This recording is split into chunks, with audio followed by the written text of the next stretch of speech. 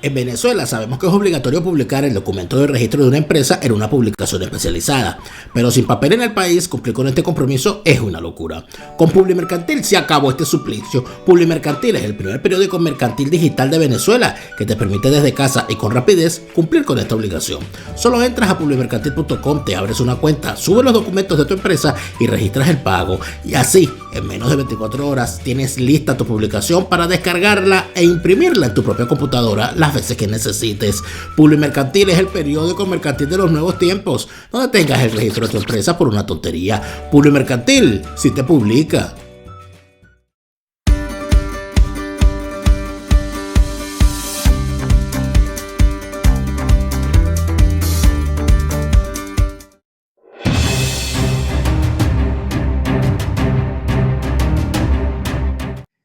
Arrancó otra semana y nos cayó quizás dos fechas, nos cayeron en fin de semana, quizá para poderlas conversar con más detenimiento. El pasado viernes fue 12 de febrero, Día de la Juventud, para muchos, oficialmente en Venezuela. Y el domingo, 14 de febrero, día de San Valentín para algunos, pero para quienes revisen las fechas y para quienes traten de ahondar en las fechas, se darán cuenta que del 12 de febrero, desde el 2 de febrero, con un clímax el 12 de febrero y hasta el 14 de febrero, el régimen, el régimen chavista, encabezado por Nicolás Maduro, roció con plomo en el 2014 todas las protestas que hubo por esos días. Yo quería leer, Alberto, yo quería leer una reflexión que hace, esta reflexión la hizo el profesor Agustín Blanco Muñoz en el 2014. Él la envió, porque él siempre la envía en la misma fecha.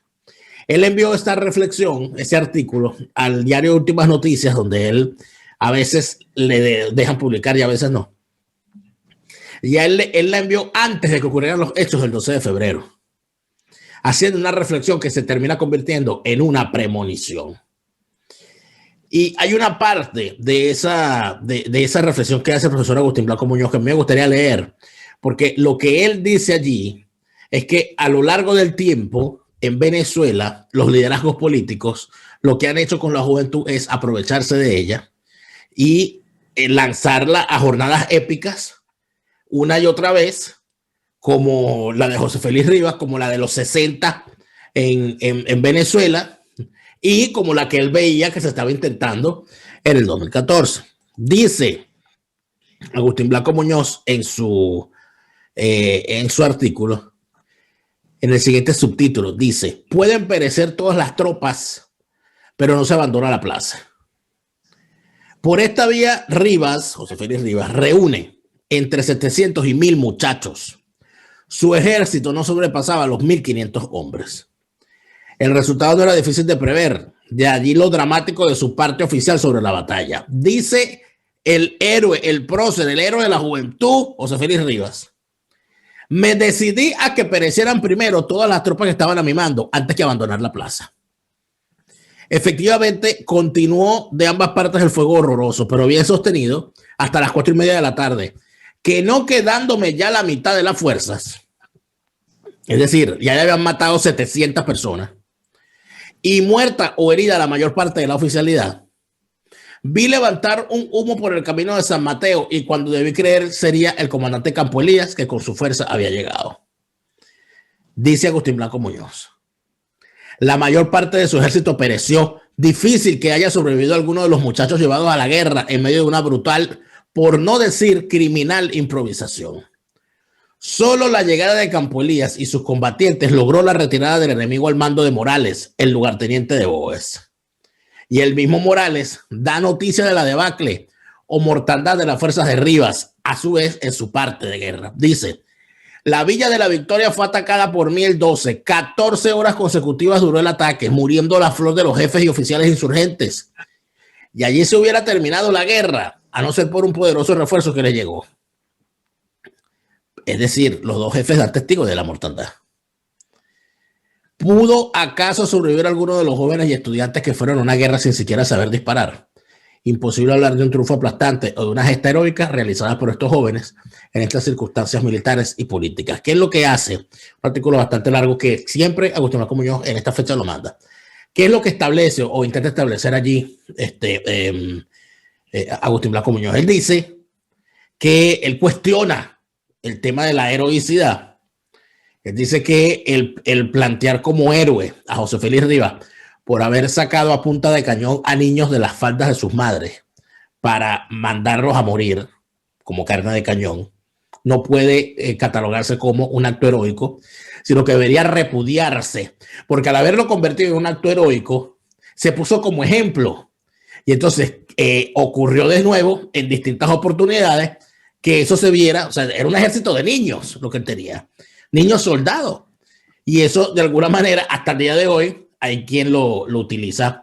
Bueno, cuando vemos las imágenes del 2017 con unos niños desarrapados, niños en estado de abandono en la calle, con unos escudos de cartón, enfrentando a unos asesinos que les disparaban de plomo cerrado, uno se cuestiona de verdad si existe algo de humanidad en la lucha política a veces.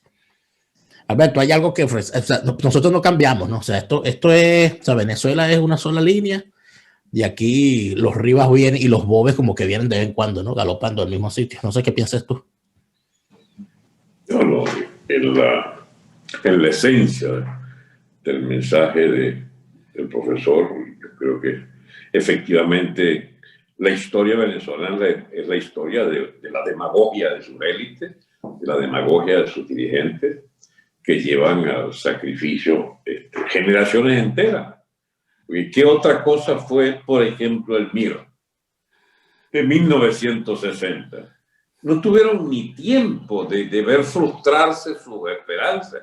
El gobierno de Rómulo arranca, chico, e inmediatamente ya estaba cocinándose por maniobras de otra parte del liderazgo ADECO, encabezada por Domingo Alberto Rangel, Simón Sáenz Mérida y Ortiz Bucarán, estos nombres que le saltan a uno sin haberlo conocido a alguno de ellos o conociéndolo a otros muy superficialmente. Esos dirigentes adecos, bueno, chicos, lanzaron esa poderosa juventud de acción democrática que surgía en 1958-59 y la llevan al holocausto político, fundando el MIR el 9 de abril del 60, y llevándolo a la historia esta de la lucha insurreccional contra un gobierno que malamente representaba, pero sí lo representaba, un cambio significativo respecto a la dictadura que apenas acababa de terminar, y sin embargo ya se preparaba esos huestes del MIR a reventar el gobierno llamado democrático. Al fin y al cabo, los ideales de esa juventud eran los del mismo Rómulo de 1928, que por cierto, eso también fue una conmemoración de febrero, el 28. Claro, fue el carnaval. Bien, exacto. Entonces, allí está otra vez el mismo ensayo con la misma juventud, esta vez con Jovito, Rómulo, etcétera, que eran los chamines de la época, ¿no?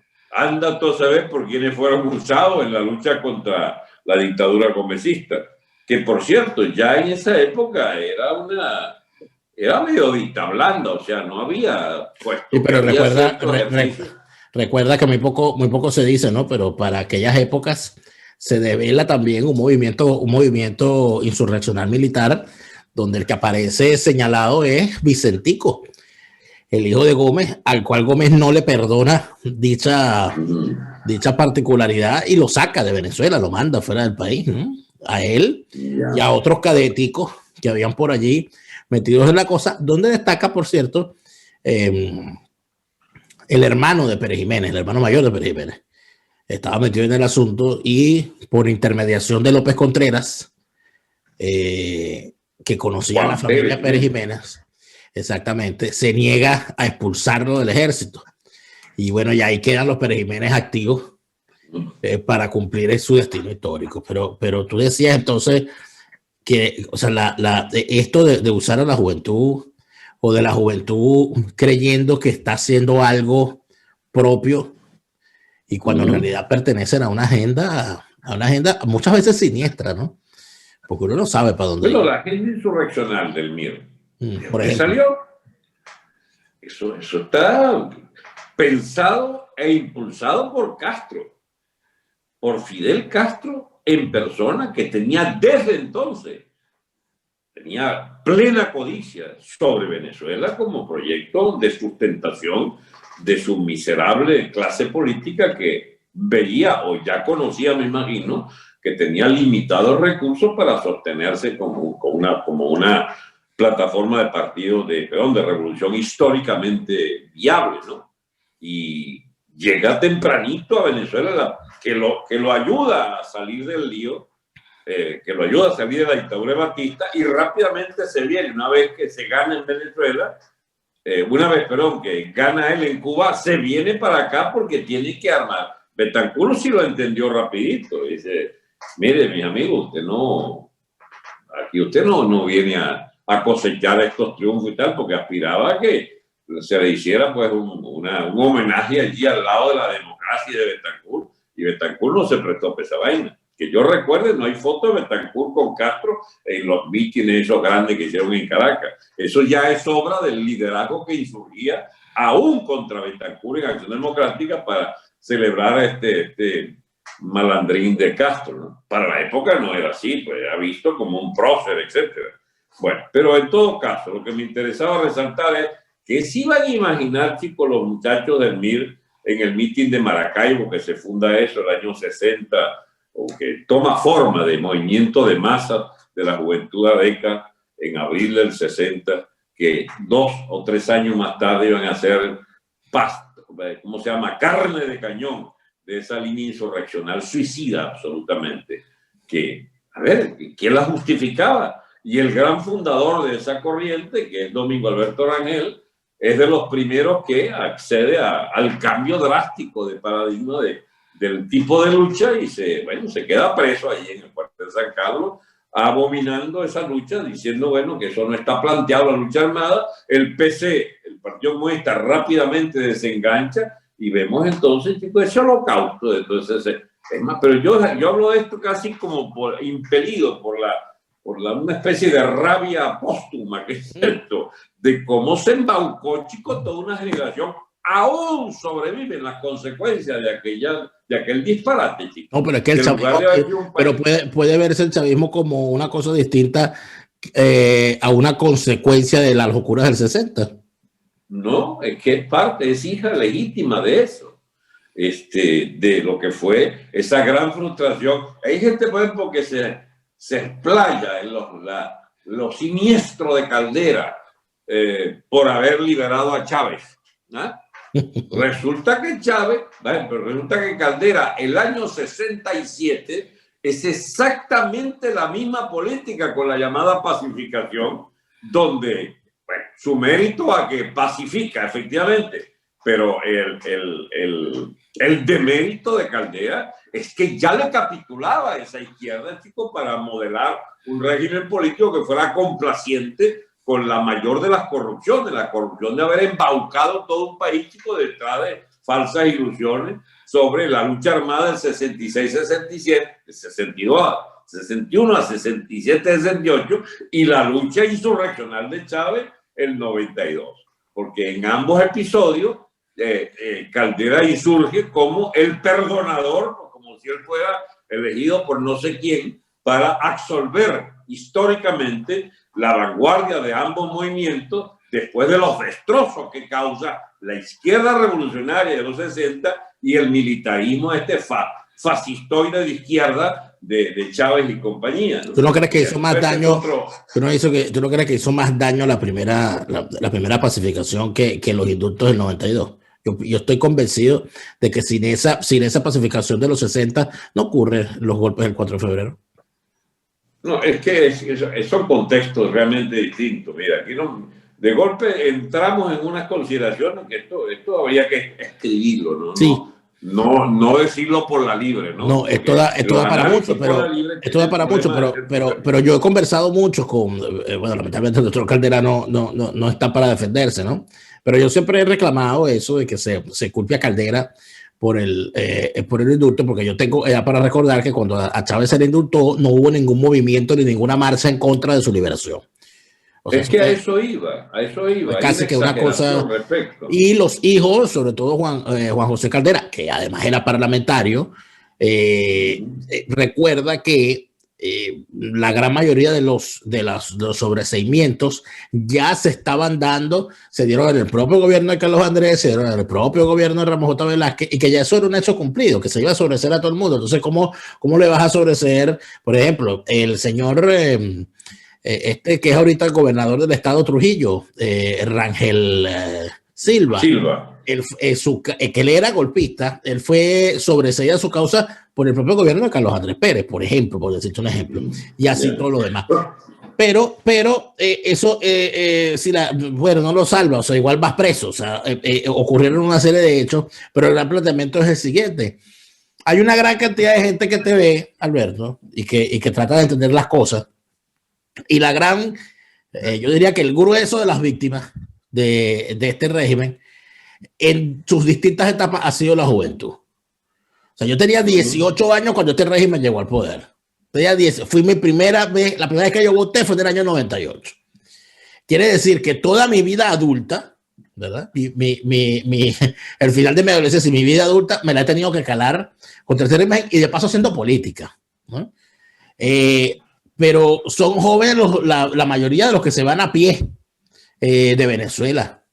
Son jóvenes la mayoría de los que se enrolan en estos ejércitos del crimen en los principales barrios de Venezuela al mando de un plan y convirtiéndose en el pasto fácil también de estas pequeñas guerras que se ven por allí.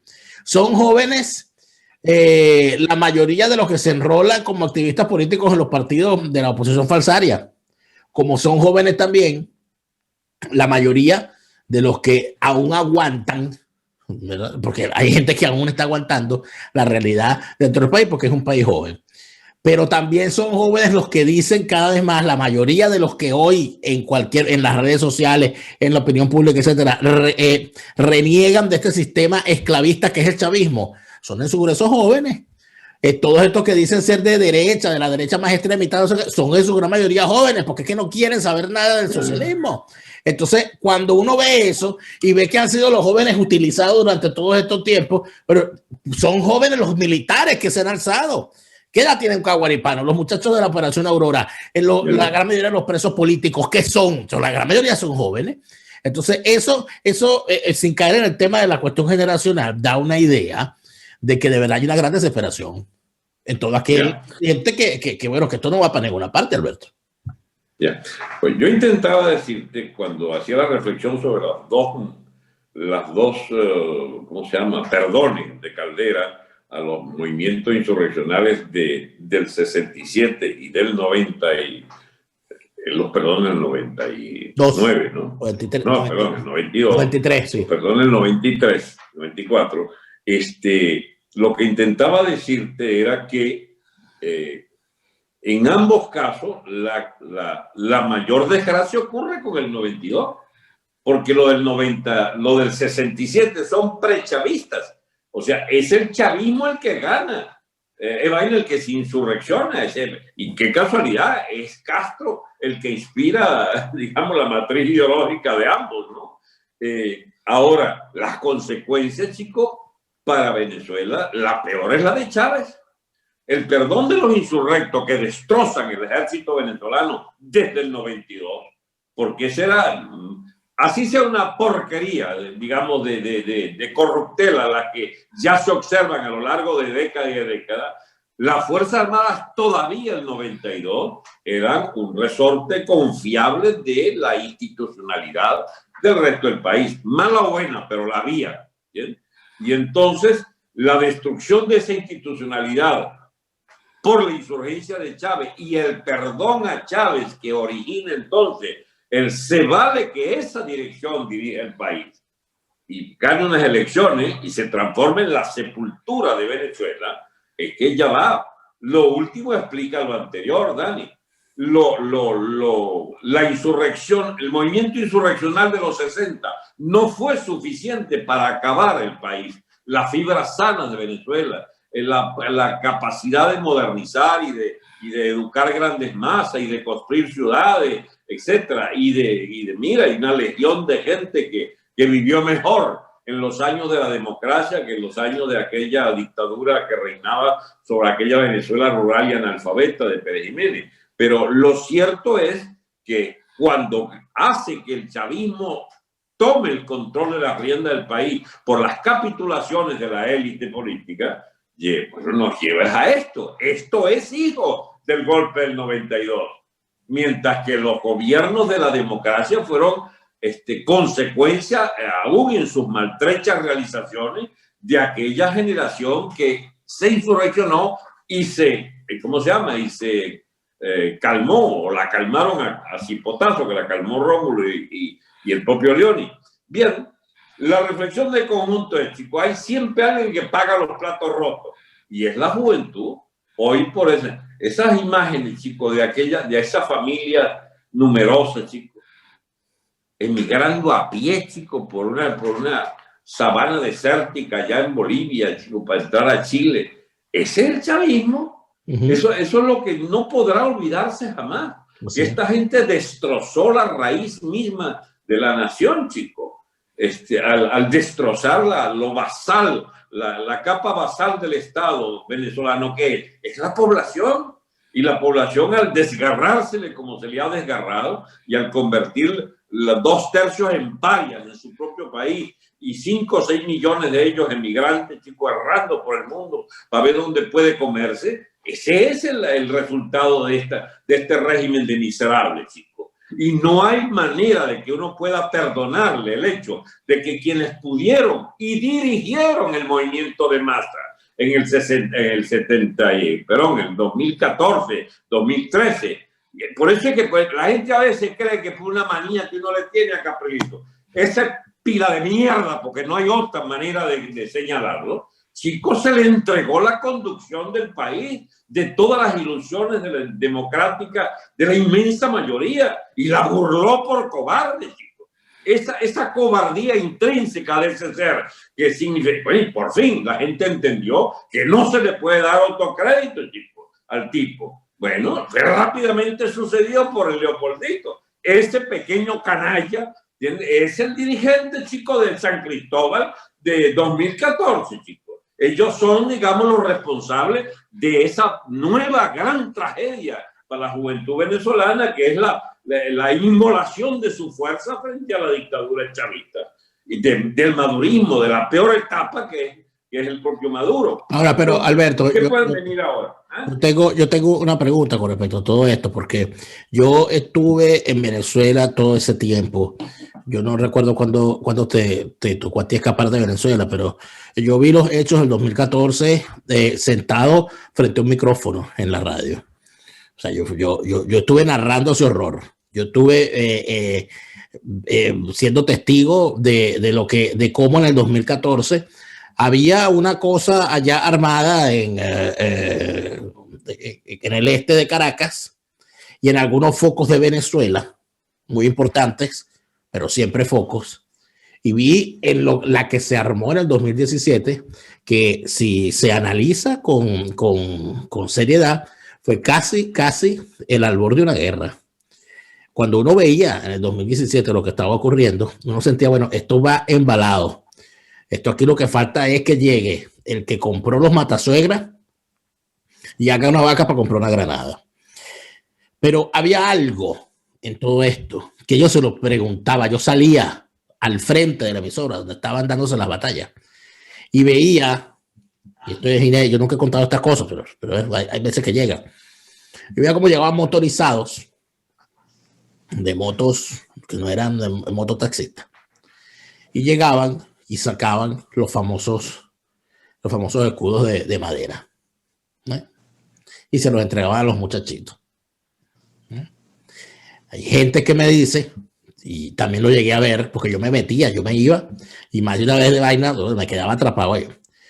En las Mercedes vi cómo llegaban tropas de mujeres, todas mujeres, allá en las zonas del este, a darle zapatos a los muchachos.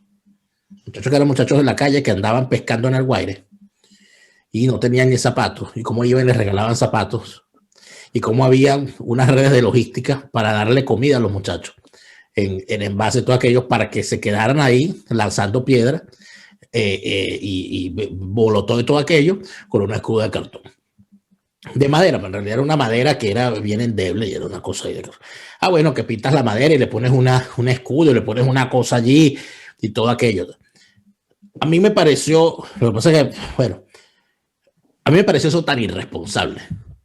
Yo me sentí tan mal un día que yo hice y llegué a eso. Yo dije, ¿cómo es posible que nosotros estemos agarrando niños y muchachos con un escudo de madera para lanzárselo a un asesino que es capaz, como lo hicieron, de arrasarlos a plomo y dejarlos tirados en el piso? Entonces, ¿por qué había o sea, de dónde nos sale a nosotros esa? Pero cuando tú hablabas con los muchachos, que es aquí donde quiero llegar, cuando tú hablabas con los muchachos, esos muchachos estaban, no importa que me maten, ¿no? Porque es que porque Bolívar y aquella vaina insuflada, ¿verdad? Y uno decía, oye, aquí se perdió la cordura. Aquí no hay cordura, aquí no se está pensando. Aquí uno está diciendo, estos muchachos se quieren morir, dale su escudo, dale su vaina, que necesitamos mártires. Y por el otro lado, una clase política esperando que la vaina se exacerbara para decir, ahora sí vamos a negociar porque estamos ganando. Oye, nosotros tenemos unos psicópatas, Alberto, en la clase política. Discúlpame, yo no lo veo de otra manera. No, yo lo veo de igual o peor que tú. O sea, mira, Dani, 1914.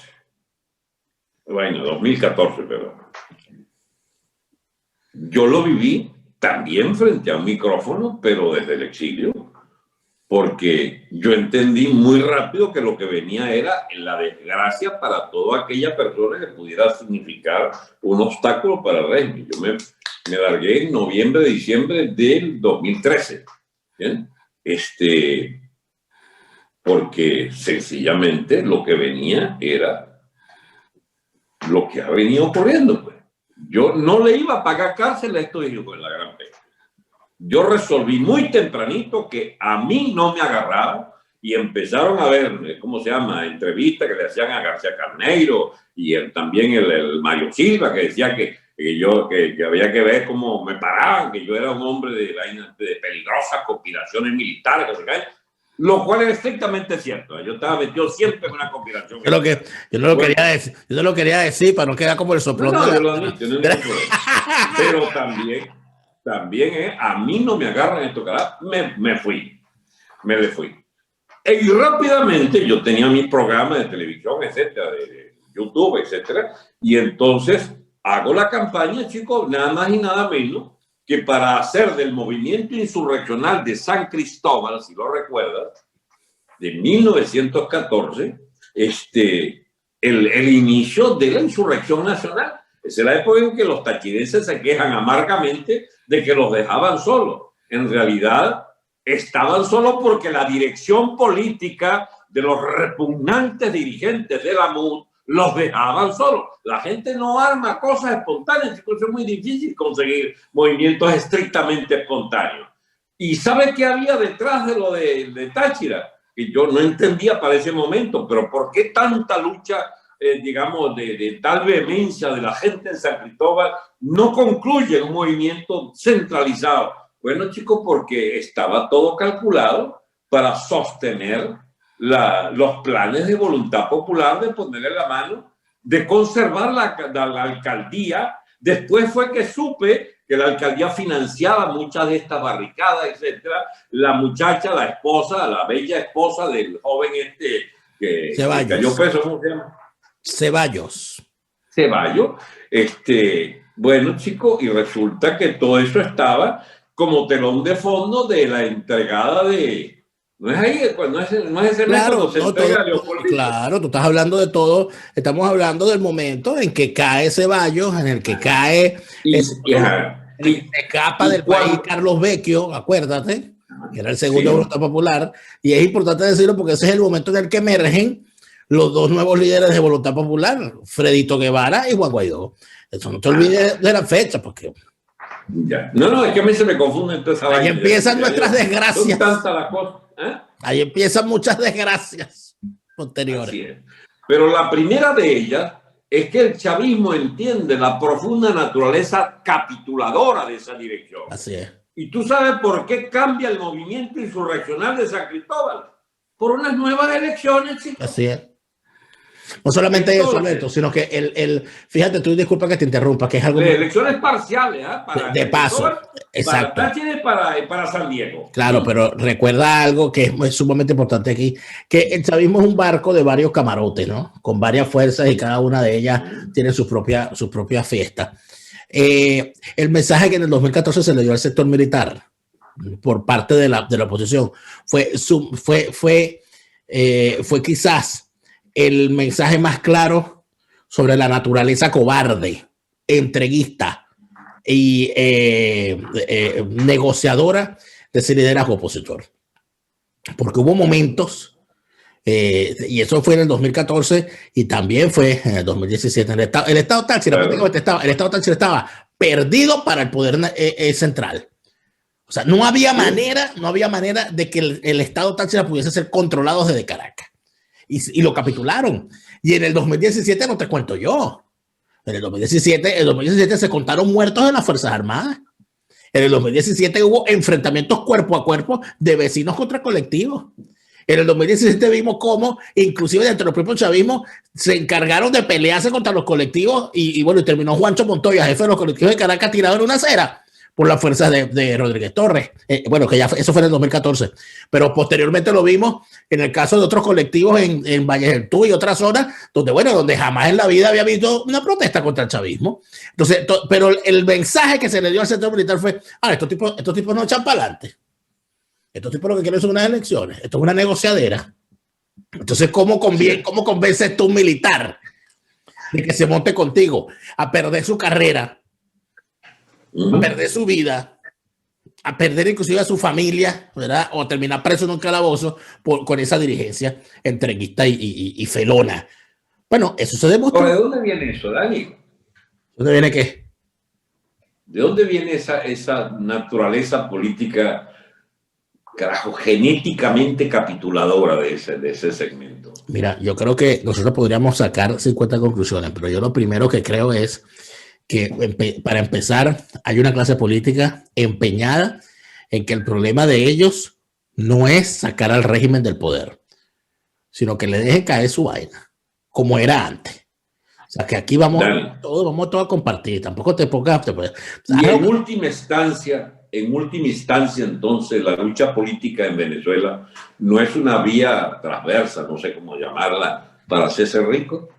O para vivir de la manguangua. Pero absolutamente, Alberto. Sí, porque la tragedia de eso es que esa generación que en el grueso de la vanguardia son gente con ilusiones, chicos, con profunda responsabilidad, que dedican lo mejor de sus vidas a la lucha, pero siempre hay unos marranos allí que dirigen esa vaina. Hay unos que sí quieren hacerse ricos, quieren cambiar sangre por plata, chicos. Sí, mira, yo te puedo hablar de dos casos en particular que los vi, los vi de cerca, pues, y no tengo que...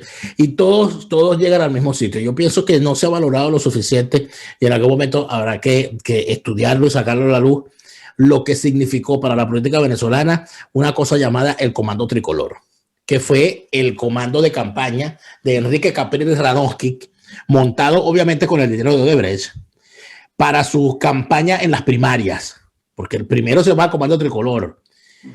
Logran vencer o convencer o hacer declinar a Leopoldo, que andaba por ahí suelto a pesar de estar inhabilitado, y ese Comando Tricolor, cuando se ganan cuando él gana las primarias, luego lo convierten en Comando Venezuela o en Comando Simón Bolívar, no me acuerdo cómo fue que lo llamaron, pero en realidad esa vaina era el Comando Tricolor.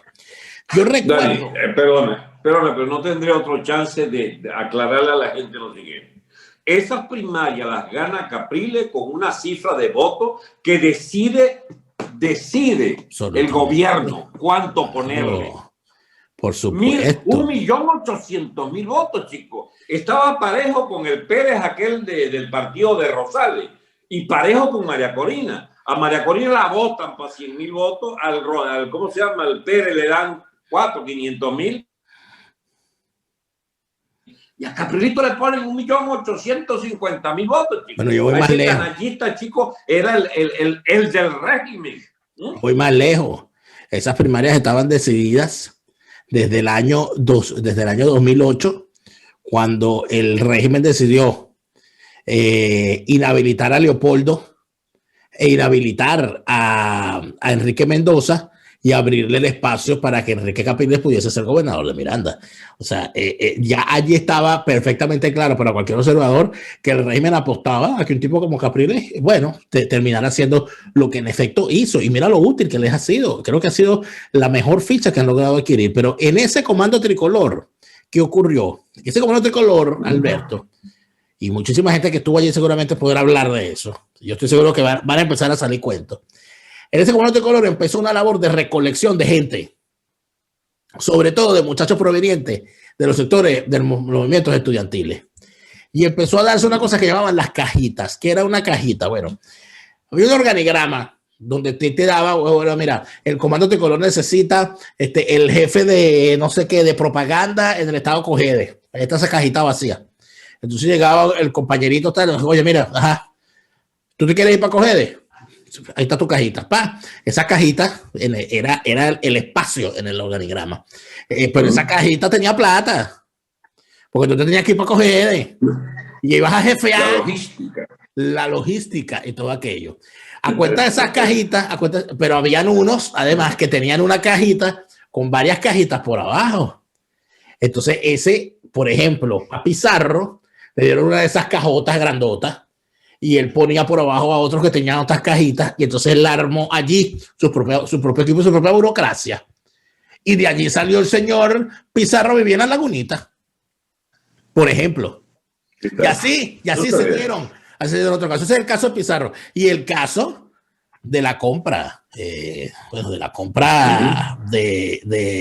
Juan Requesens, bueno, que fue casi vista en vivo y en directo, que siendo un tipo adeco, porque era lo más cercano que él veía a sus sentimientos de izquierda, termina el tipo, después de andar con su carro por Caracas escuchando a Ley Primera, termina el tipo siendo militante del Primero Justicia. Yo eso lo viví en vivo y en directo. Entonces, esas cosas que se vieron... Paréntesis, ¿la gran maquinaria de corrupción es entonces Primero Justicia para ti? Para mí, sí, pero el momentum es esa campaña y el sitio es ese comando tricolor. Y te confieso, cuando gana, porque yo estaba en la campaña de Pablo Pérez, como buena adeco militante, a pesar de que no creía en esa candidatura. Vainas que hace uno. Entonces yo recuerdo que cuando se pierde, irremediablemente, entonces donde uno viene siendo uno jefe de equipo, ajá, ¿y ahora qué vamos a hacer? Porque la campaña interna fue terrible, ¿no?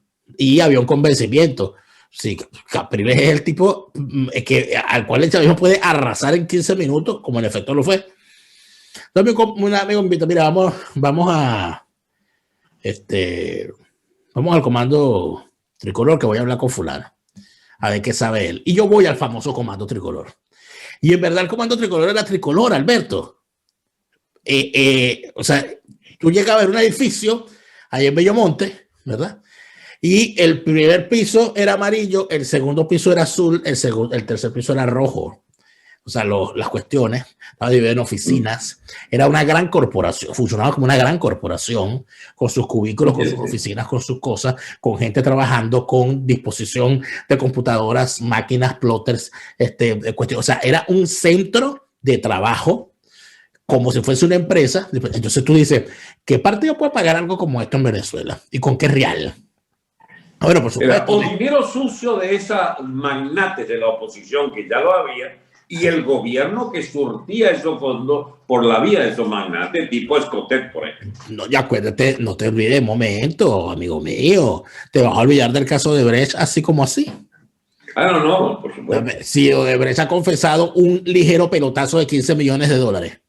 Y estamos hablando de un momento... mucho más de 15 millones. Bueno, pues no, pero es que estamos hablando de un momento en el que $1 millón en Venezuela, hermano, era $1 millón en Venezuela, daba para eso y para mucho más.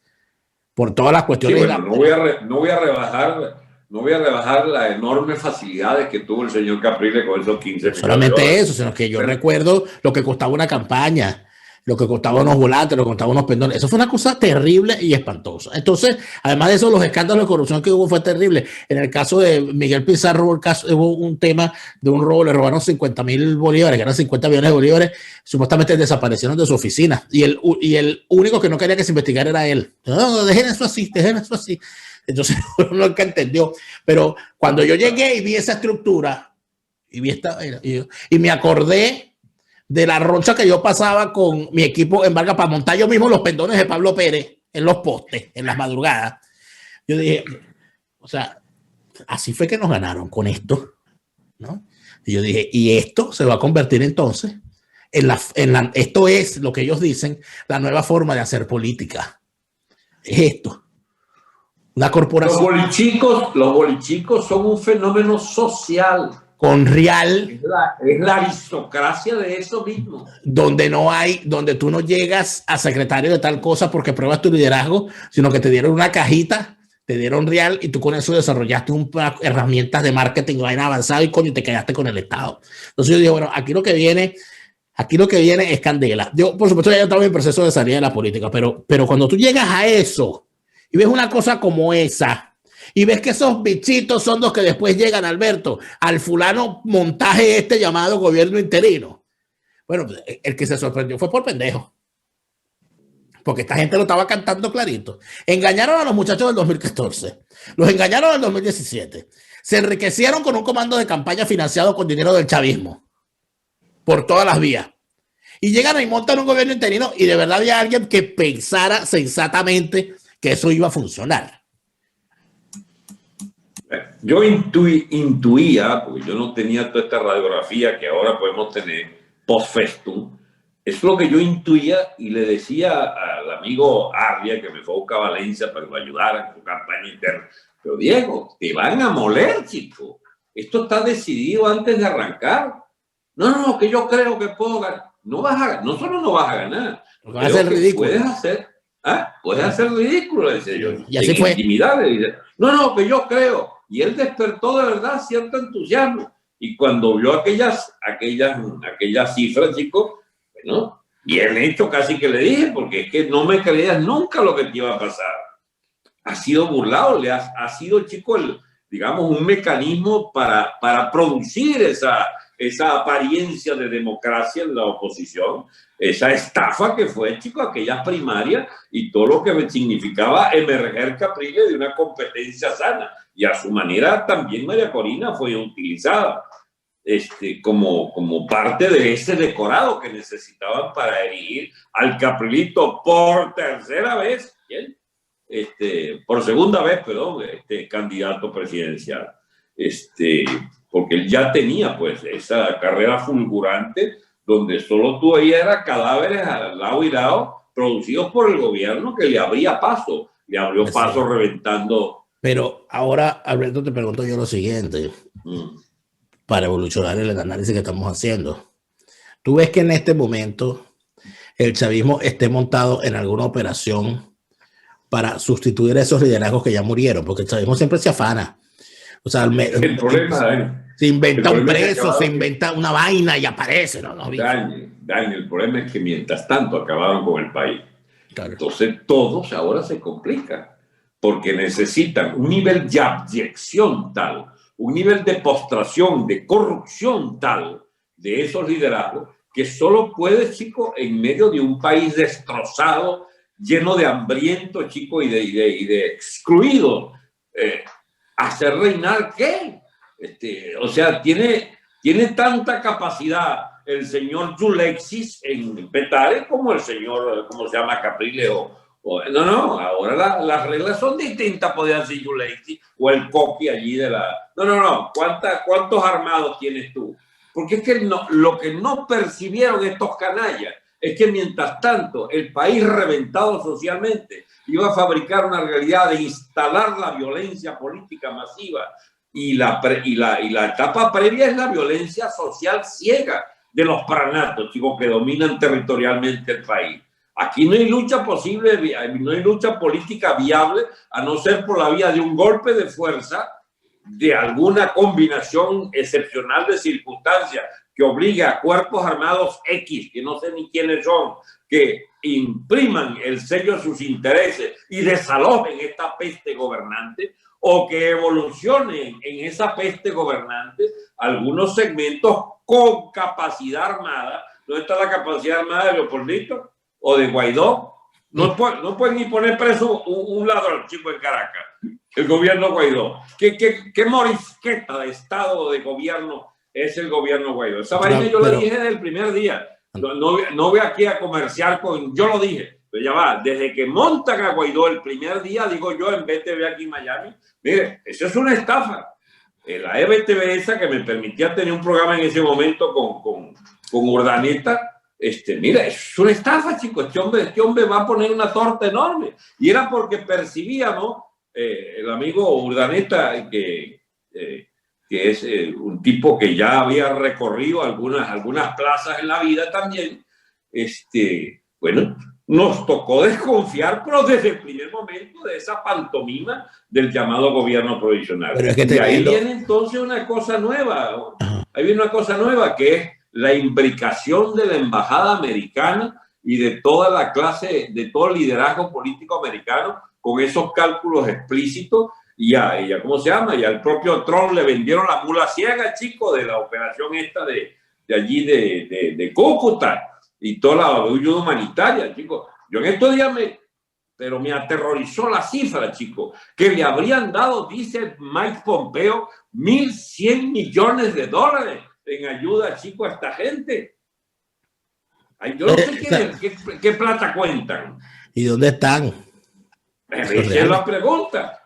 Esa es la gran pregunta. Pero esto, en una operación política, ya va, eso no habla ni bien ni mal de Estados Unidos. Estados Unidos financia operaciones tenebrosas en el Medio Oriente, organizaciones preterroristas, postterroristas, lo que sea, con cantidades iguales o peores. Financia toda clase de liderazgo y penetra cuanta vaina se le ocurra en el mundo que calcule le puede servir para sus intereses a 5, 10 o 15 años. Pero la operación Guaidó de Venezuela y de la MUN, chico, es corresponsable la Casa Blanca de lo que pactó con el gobierno Maduro, chico, el gobierno Obama, que era que ellos ayudaban pues al amigo Capriles, y porque son roles ya predeterminados. No se molesten y le mande emisarios el gobierno aquí a hablar con EIDRAC, y EIDRAC a su vez entonces tiene los dos hilos, los del gobierno y los de la oposición. Pues si esta es una operación que uno se queda espantado, chicos, de hasta dónde solo somos instrumentos ciegos de nuestra propia perdición. Bueno, como decía Bolívar, pero fíjate tú lo siguiente, ¿no? Todo este tema del interinato, que desde mi punto de vista tuvo de principal, o sea, tiene dos fechas que marcan su muerte. El interinato terminó en el 30 de abril del 2019. O sea, ya para esa fecha, él venía caminando herido desde los eventos de Cúcuta, porque fue en Cúcuta, fue en la frontera, donde se descubrió, donde el mundo pudo ver que era mentira lo que estaba planteando la oposición, que no tenían ganadas fuerzas militares a su favor, más allá de algunos soldados hambrientos y espías convenientes que pasaron por la frontera. Y más allá. Ahora, ¿era solo ilusión o de verdad los tipos habrían tenido algún segmento allí? Muy probablemente, más o menos comprometido. Muy probablemente hubo mucho trabajo de contrainteligencia para envenenarles la mente. Muy probablemente hubo simple y sencillamente el trabajo o el trabajo chimbo de politiqueros que creían que estaban tratando con gente como ellos. Y mire, dame 1.000 millones que tengo aquí unos militares, porque esa es la forma como están acostumbrados a hacer las cosas. Y además Cliver Alcalá fue un operador de ese tipo de expectativas militares desde Bogotá. Según lo que yo he logrado colectar, Cliver Alcalá tenía no solamente una participación allí, siempre, por cierto, criticada por otros sectores y que de hecho causó deslindes, gente que dijo, si está Cliver Alcalá yo no estoy. Pero Cliver Alcalá tenía también a su favor a ciertos determinados elementos políticos que le brindaban respeto. Hay unos que no se pueden ni defender ni explicar el asunto, porque el caso de Hernán Alemán, que quizás es uno de los testigos de excepción, porque Hernán Alemán falleció este año, el año pasado, lamentablemente.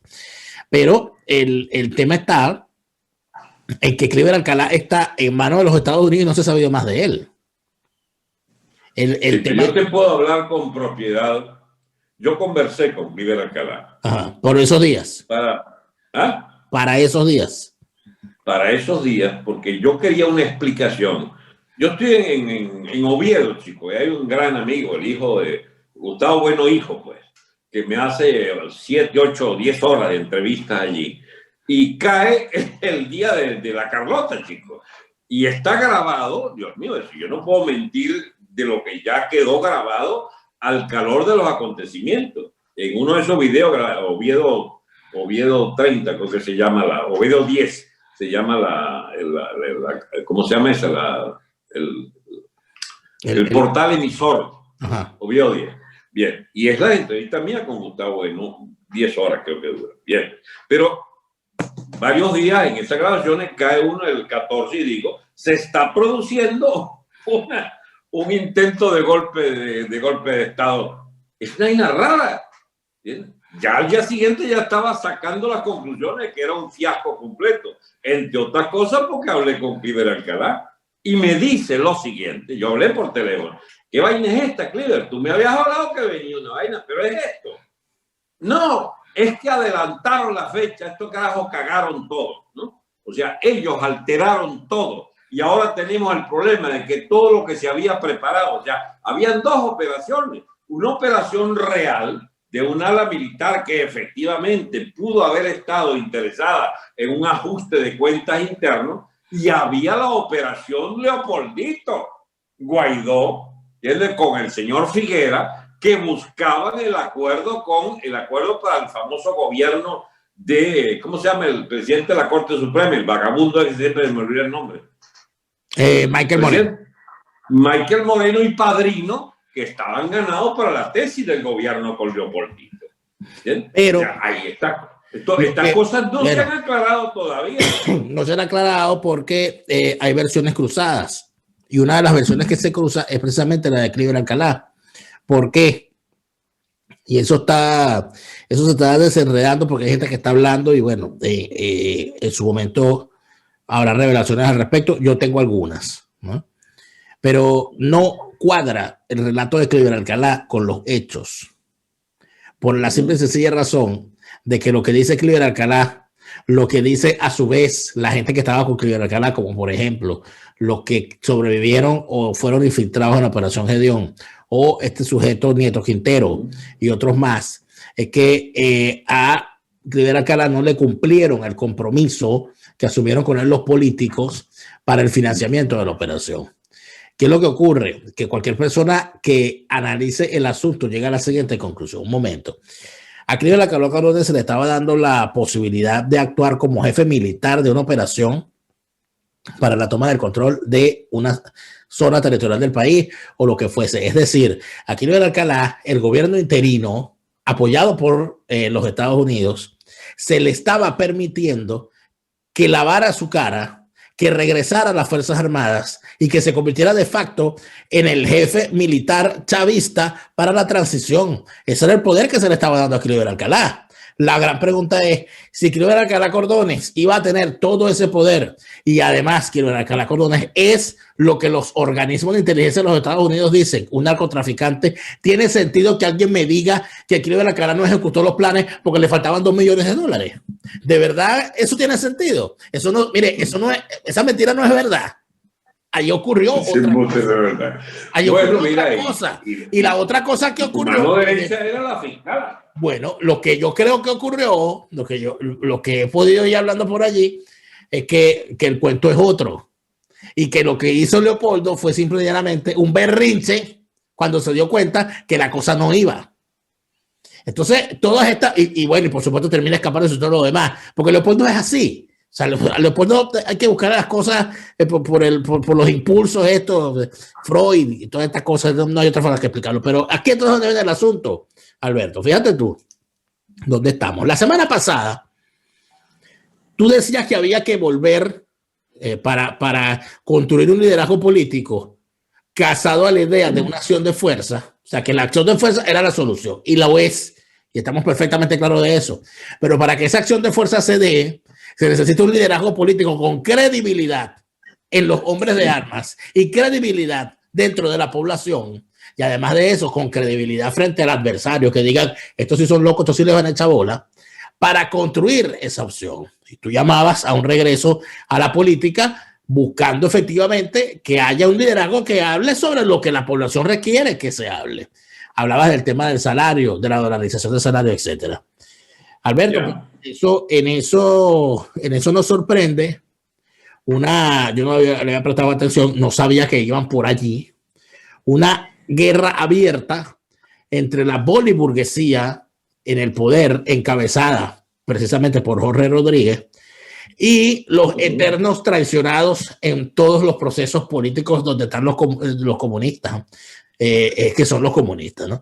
Los que creen en el interior del proletariado, en que ellos van a llegar al poder para redimir a los pobres y todas esas cosas y acabar con la burguesía, y se terminan dando cuenta que no, que se llegó al poder fue para que otro siguiera, para sustituir los burgueses, y que el pueblo seguiría siendo pueblo y que aquí va a mandar el que tiene los reales. Los eternos traicionados desde el momento en que Stalin firmó el pacto de Ribbentrop-Molotov y tuvo que decirle a los comunistas alemanes, vayan y abrácense con Hitler. Así estamos. ¿Para dónde voy ahorita? Que los comunistas siempre los traicionan y no se dan cuenta. Son unos tipos dramáticos, son unos tipos que parecen que están hechos para ser traicionados, y los tipos asumen su papel. Y yo veo entonces a este pobre hombre, Oscar Figueras, secretario general del Partido Comunista, intentando dar un discurso, y veo cómo Jorge Rodríguez le dice, mire, su partido tiene un solo diputado y aquí hay 270 parlamentarios. Ya usted habló, a usted le toca hablar dentro de 270 derechos de palabra según el reglamento. Pero tú ves una cosa como esa, y cuando ves además las acusaciones gruesas que se están haciendo, que para ellos son importantes, para mí eso no importa, pero cuando le dice quinta columna, vendido a los intereses del imperio, cuando le dice, usando bandera falsa, o sea, todas las acusaciones esas gruesas que se hacen en esos grupos, uno dice, bueno, ¿será que aquí la oposición al chavismo boliburgués va a terminar saliendo de los grupos comunistas y de los chavistas originarios? Mira, ¿por qué no? Siempre hay una especie de izquierdas y derechas en todo movimiento. Ya digo, para hacer la gráfica de siempre. Tiene que haber gente que creyó en ese mensaje del chavismo, que se siente frustrada, se siente traicionada y van a pelear. Y hay los cínicos, detentores del poder, que descubrirán que sus nuevos aliados son los poderosos de siempre y tenderán a la coincidencia de intereses. Es más fácil que Leopoldo y Rodríguez se entiendan que Figueras y Rodríguez se entienden, porque yo no que quiera abonar algo a la honestidad del tal Figueras, pero el Figueras se movió por ideas, aunque fuesen ideas prestadas de quinta columnista, efectivamente, de alguna agencia exterior, del comunismo, del excomunismo soviético o de los comunistas cubanos. Anda tú a saber si esto no tiene una filial cubana agonizante como está el régimen cubano, que descubre que de golpe lo han dejado fuera del reparto. Hubo un manifiesto de partidos comunistas del mundo solidarizándose con el Partido Comunista de Venezuela ante los ataques recibidos. Entre ellos está el Partido Comunista de Gennady Zyuganov, de la Unión Soviética, que ellos se niegan a la desaparición. Pero me falta la filial cubana. ¿Está ahí? Bueno, no. Porque es partido de Estado, y en ese partido de Estado de Cuba hay filiales directas con el chavismo porque son beneficiarios directos. ¿Bien? El pobre comunista soviético que ya está echado a patada por los putineros y desde Yeltsin hace 30 años ya que los echaron, deben estar pelando la bola pareja y bueno, pero no es la misma nomenclatura pues del Partido Comunista Cubano, que es sustancialmente un partido de laburo. Claro, Alberto, pero el asunto es que la discusión es agria, la discusión se torna, los tipos se están dedicando, yo nunca había visto a Jorge Rodríguez decir tales cosas de una persona de la oposición como la que le vi diciéndole a Oscar Figueras, ni vi además a Nicolás ¿Sabes Maduro. por qué, Dani? No sé. ¿Pero sabes por qué? ¿Por qué? Yo no tenía ni idea de lo que tú ibas a plantearme en este tema y no estaba enterado de todo este lío que me estaba hablando. Pero fíjate tú la lógica de las conductas. Figuera es un comunista.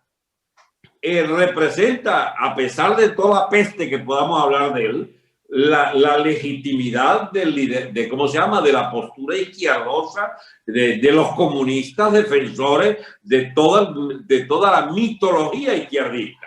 Y este Rodríguez es un sinvergüenza renegado de la primera hora que usó el cadáver de su padre para trepar en los faldones de José Vicente Rangel como hombre del régimen y máxima figura ahora del relevo de Maduro y de lo peor de esa burocracia chavista. Entonces, la guerra de verdad debe ser real, porque Figuera, mal que bien, representa no es lo genuino, sino lo que quede de ahí, chico, de solidaridad con las bases populares de lo que fue el chavismo en otra época. Y este es un soberbio, chico, enriquecido, hipermillonario, que detesta a ese advenedizo que quiere reclamar las banderas de las que ellos solo pueden ser usufructuarios, porque ellos representan a Chávez, carajo, y la continuidad del pueblo en el poder. Sinvergüenzas todos, pero no me vas a poner a hablar bien de Figuera, pero no, carajo, pero me quedo 100 veces con Figuera que con el vagabundo Rodríguez. Bueno, yo preferiría no tener que escoger entre ninguno de los dos, pero, pero fíjate que el escenario fue casi perfecto, porque la peleita esta se dio en medio de las celebraciones o de la conmemoración parlamentaria del 4 de febrero para la aprobación de un acuerdo de júbilo por la fecha, y dicho acuerdo de júbilo fue leído por Bielma Mora, que era de los allí presentes el miembro del 4 de febrero con más rango y disposición, porque el señor Diosdado Cabello no estaba en la sesión.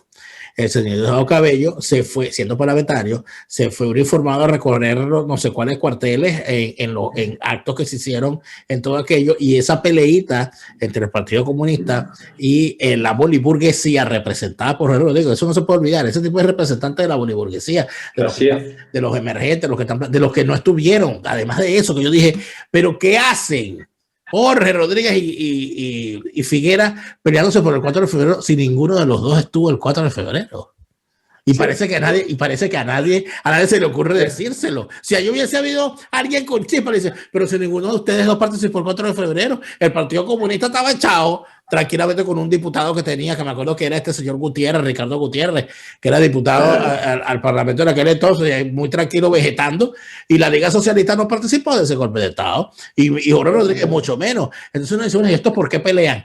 Porque lo que se está peleando aquí, Alberto, y yo creo que eso fue lo que más le dolió a Nicolás, particularmente, porque el primer disparo lo lanza Nicolás Maduro el 13 de enero en la rendición de memoria y cuenta frente a la Asamblea, cuando está dando cifras sobre el crecimiento económico supuesto, ¿no?, que se inventan ellos, y la entrega de viviendas. Es el mejor chiste. Imagínate, ¿no? Y la entrega de viviendas y todo aquello, y dice, aquí están las entregas de viviendas, esto es crecimiento social, y señala con el dedo a Figueres y le dice, para que lo sepan ustedes, izquierda trasnochada.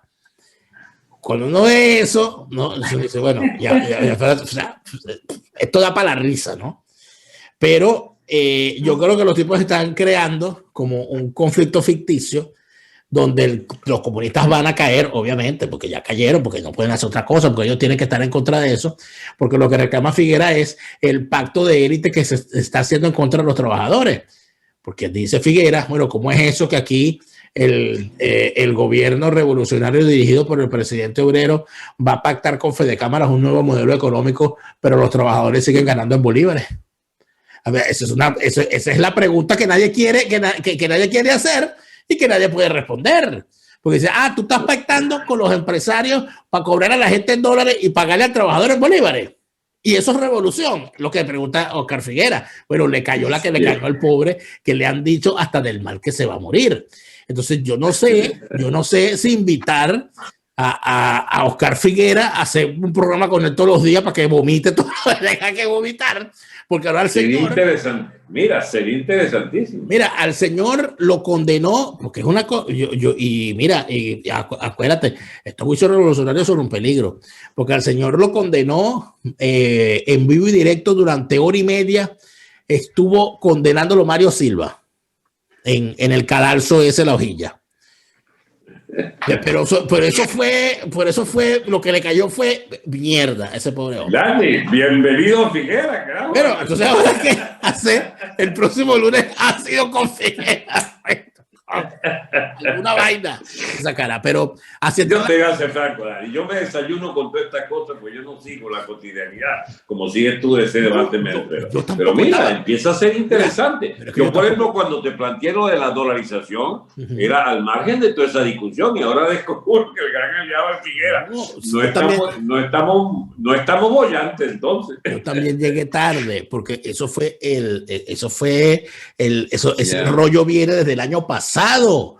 Porque Figuera entra diputado al margen del PSUV como representante de una alianza de partidos chavistas no PSUVistas.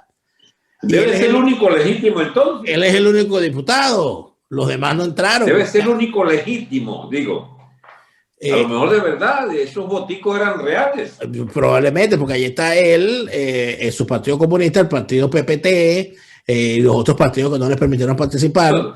Y entonces, pero la cosa es que inclusive fue un detallazo, ¿no? Yo no lo había visto porque yo estaba al margen de todo esto, pero cuando veo entonces me meto investigando, me meto a revisar todo aquello. Al tipo le hicieron la mayor humillación que se hacen los chavistas cuando alguien se sale del redil.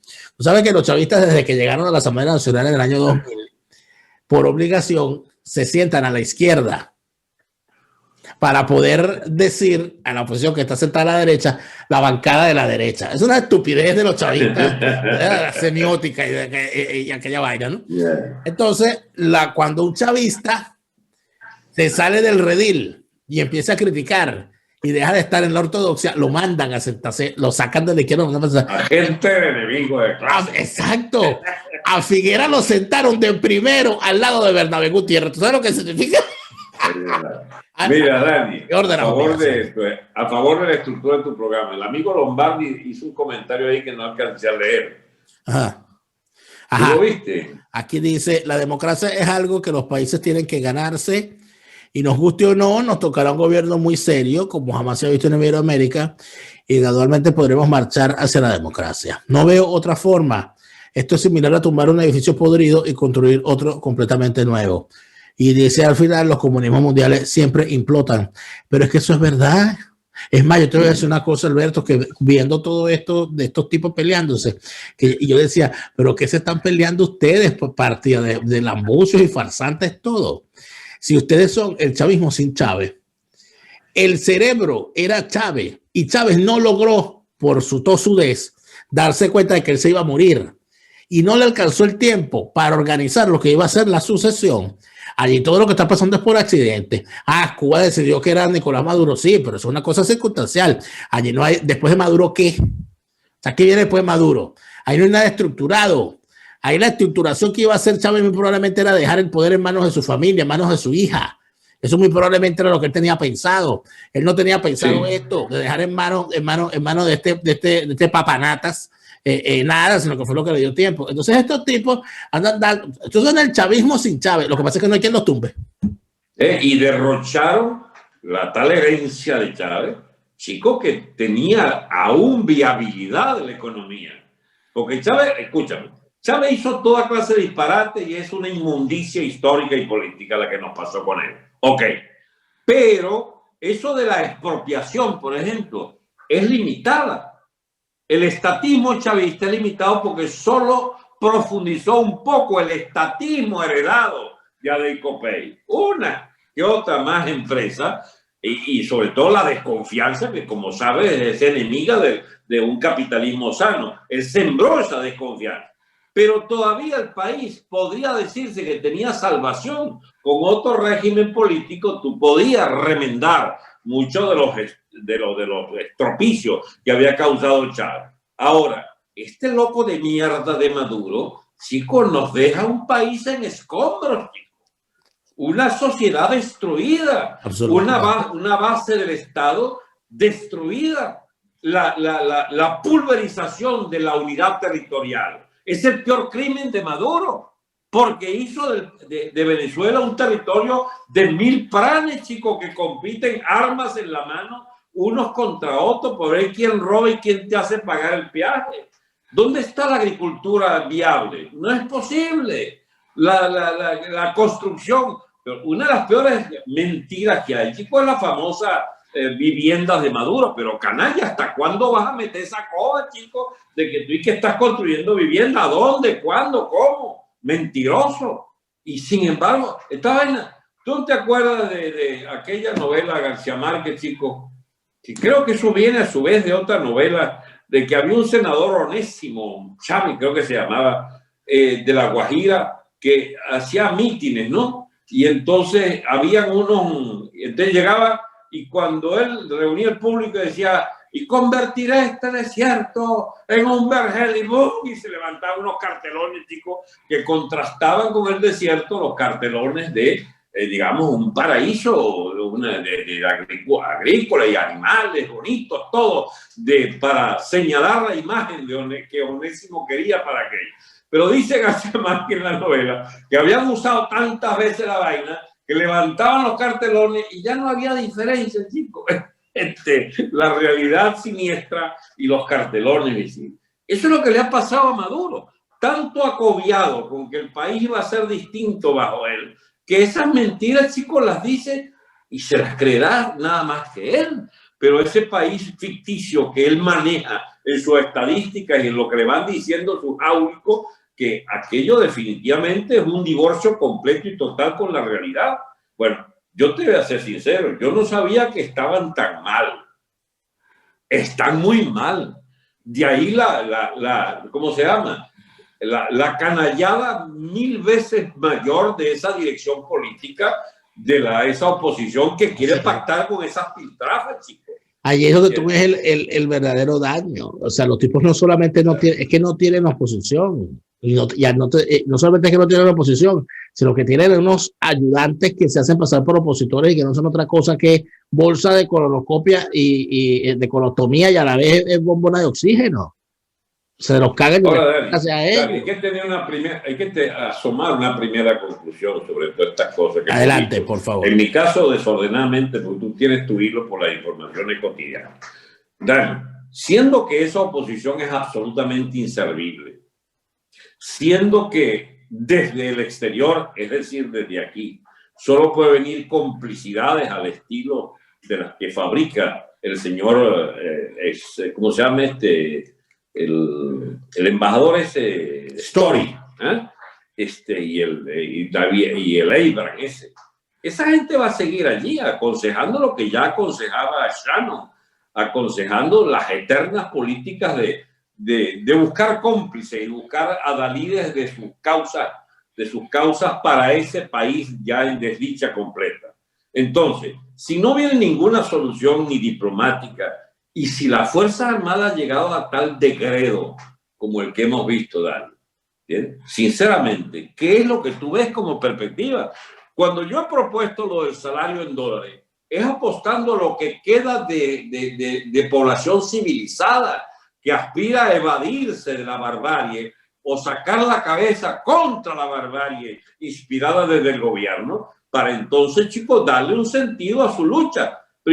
¿Cómo vas a hacer para comprar algo si no te dan dólares?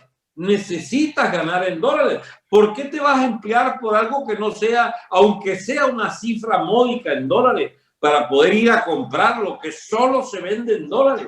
O sea, esa lógica implacable de la propuesta dolarización del salario, que por cierto es la de Figuera también, nos permitiría quizás, chicos, ver qué segmentos de la vida social en Venezuela, hablo de los millones de venezolanos desarrapados, hambriados, reventados, arrinconados, digamos apaleados, cuáles pueden sobrevivir en esta presente circunstancia. Y no serán otros que los dolarizados.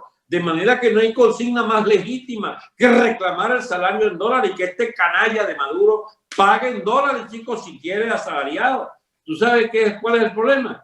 Que Maduro no puede dolarizar los salarios de los empleados públicos. Y ese es el fuerte de la discusión con Figuera. Tú estás despertando una codicia de los que hemos seguido engañando por años con la ficción de la economía del Bolívar, y tú estás, coño, diciendo una consigna que pasa a ser subversiva, Daniel. Mira, porque dolarizar el salario no puede pagarlo Maduro, así es sencillo. Mi conclusión es una sola, y si yo pudiese hacer algo, lo que yo creo que debe hacerse, es la cosa más sencilla que uno hace siendo oposición: ahondar las contradicciones del bando enemigo. ¿Cómo es eso que tú has decidido como gobierno, régimen, de lo que quiera que tú seas, un avenimiento económico con los sectores de Fedecámara sin tomar en cuenta la democracia participativa que tú mismo promueves? Preguntar a los sindicatos, preguntar a los trabajadores por qué razón tú mantienes a los jubilados, pensionados y trabajadores ganando en bolívares, pero permite que los bancos abran cuentas en dólares. O sea, ¿cómo es eso? Si se permite la bancarización en dólares, abren una cuenta en dólares a cada trabajador y empieza a pagar en dólares. Entonces, esas contradicciones obvias que se van a llevar al chavismo tarde o temprano, el chavismo está en un proceso de disolución. Lo que pasa es que quien lo aguanta es esa posición falsaria y protubularia. Yo veía hoy la declaración, hoy domingo, que no estamos grabando este programa, veía las declaraciones del Papa Francisco, donde le agradece a Colombia el haber adelantado la iniciativa legal para la regularización de migrantes venezolanos. Bueno, ¿qué es lo que ocurre? Bueno, ocurre que este Papa jesuita, ¿verdad? Como la gran mayoría de estos señores cristianos y socialistas, ellos necesitan la ocurrencia de situaciones donde puedan hacer valer sus dogmas. Entonces, no, mira, para ellos poder dar limosna necesita que existan los pobres. Pero entonces cuando se habla aquí de una profundización de políticas para evitar que se sigan yendo los venezolanos, entonces a lo que van a llegar es a un pacto, a decir, mira, ¿qué necesitas tú, Maduro, para cerrar las fronteras y dejar y que no siga llegando venezolanos a Colombia y a Perú? A eso se va a llegar. ¿Qué es lo que ocurre? Que yo quisiera que eso llegara sin Maduro en el poder. Porque si se hace con Maduro en el poder, lo que va a haber es un pacto como lo que hubo con Fidel en su momento. Y Fidel, cuando quería fastidiar, ahí le decía a la gente, bueno, que se quiera ir, que se vaya. Y llegaba a los Estados Unidos y decía, mira, ¿hasta cuándo va a ser esto? Entonces Fidel decía, bueno, yo quiero esto, y yo los devuelvo. Nosotros necesitamos entender que todo pasa por tener una clase política genuina, una clase política que sea verdaderamente opositora. No estos mequetrefes. Yo no acepto que estas cosas sean, y además de eso hay que decírselo al mundo, hay que decírselo a los dirigentes mundiales que creen todavía que hay una oposición en esa cáscara de lo que es la MUD. Ahí no hay oposición, señor. Mientras en el 2017 los jóvenes venezolanos andaban siendo utilizados por la clase política con unos escudos de cartón a enfrentarse a las balas de unos fusiles AK-47, los hijos de Ramón Jalú lo que estaban pasando era las facturas a PDVSA para cobrar sus cheques por sus trabajos como intermediarios del petróleo. Entonces, díganme a mí si ese señor es opositor. O sea, esas son las cosas que uno tiene, y no se dicen, ¿vale? Entonces no se dicen, se niegan a decirlo. ¿Cómo me dice usted que esos señores, cómo me dice usted que unos tipos que no pueden justificar de qué viven en el extranjero van a ser opositores, por Dios? Bueno, Dani, te consta que lo hemos dicho y tenemos gente que nos escucha desde hace años, porque el que le pongamos nombre y apellido a los hechos concretos no es algo que nos viene por alguna retaliación personal y nada. Son fenómenos políticos. Esa clase política de la MUD es la escoria de Venezuela, ¿entiendes? Empolvada, entalcada, encorbatada, como quieran. De embajadores, de vaina, de funcionarios en clase especial, en viajeros incansables y en digamos, alojados en hoteles 5 estrellas. Esa mugre de oposición es socia del poder en Venezuela. Esos son la boliburguesía fabricada por el gobierno. Y esos de Fedecámara que están pactando esa vaina es lo que quedó de los residuos de lo que hubo como clase empresarial. son todas unas capas desnaturalizadas, son vivianes del sistema económico ruinoso del chavismo, donde imploras algún acceso a algunos dólares fáciles, porque sigue siendo la clave de todo esto ponerle la mano a algunos reales mal habidos, a costa del pobre país chico exangüe y ya en las últimas. Bueno, nosotros somos los que aspiramos, chicos, rehacer para empezar la clase empresarial. Sin clase empresarial no va a haber clase obrera, no va, y para rehacer la clase obrera habrá que destruir el Estado chavista, chicos, de vagos, de maleantes y sobre todo de manganzones ¿cómo se llama? De vagos financiados por la finanza que ya no hay, y que van a someterlo o lo van a mantener en la hambruna. Por eso decimos, dolarización del salario significa paga tu salario si quieres obrero, paga tu salario en dólares. Y eso Maduro no lo puede hacer. No lo puede hacer y por eso es explosivo. Por eso odian tanto a Figueras. Mala suerte que Figueras haya sido un cómplice obtuso de todos estos 20 años de chavismo. ¿Entiendes? Y que ahí están los frutos amargos de tu propia maldición histórica, de tus ideas peorras. Pero bienvenido Figueras a la fila, chicos, de reclamar el salario en dólares para los trabajadores de Venezuela. Señor Figueras, si me está escuchando, le he enviado este mensaje a través de todos mis programas, lo ando buscando, para que usted diga lo que, porque de repente es mentira lo que estamos diciendo aquí, bueno, pero usted tiene su derecho a decirlo. Mira, no me puedo retirar, no me podemos ir sin leer algunos de los mensajes. Recuerden que si usted quiere estar en vivo en estas conversaciones que hacemos, puede suscribirse a mi cuenta en Patreon, patreon.com/DeLaraF, y en el plan full tiene acceso a estar en vivo en todas las transmisiones de todos mis programas. Aquí nos dice Gladys: lo que seguramente viene ante la ausencia de una unidad con propósito es la balcanización del país. Eso se repite cada vez más, por cierto, en el extranjero. Daniel Sánchez nos dice: ¿cómo se hace con la Guardia Nacional el día que cambie el gobierno allá? Porque el que está matraqueando y matando hoy no va a cambiar de un día para otro. Como el pueblo que ha reventado la Guardia puede hacer paz con los soldados que los atropelló por años. Tiene que haber un factor de los soldados que esté consciente de que hay que perseguir a otro segmento del soldado para poder establecer un país decente. Esa Guardia Nacional, convertida en la gangrena de los cuerpos armados, chicos, si hay algún segmento, yo no puedo descartar que algún segmento sea parte de alguna fuerza sana que subsista, pero tienen que saber que les queda estar arriba con un poder nuevo establecido o estar arriba colgado por el pescuezo, porque no hay manera de que eviten el dilema indócil de o estás por el cambio radical de este sistema político, social y militar, o eres parte de lo que hay que eliminar de raíz en Venezuela. Así es. Muchas gracias, Alberto. Se acabó la conversación con los se acabó. Llevamos 1 hora y media, estimado Alberto. Un gran abrazo. Nos vemos la semana que viene. Okay.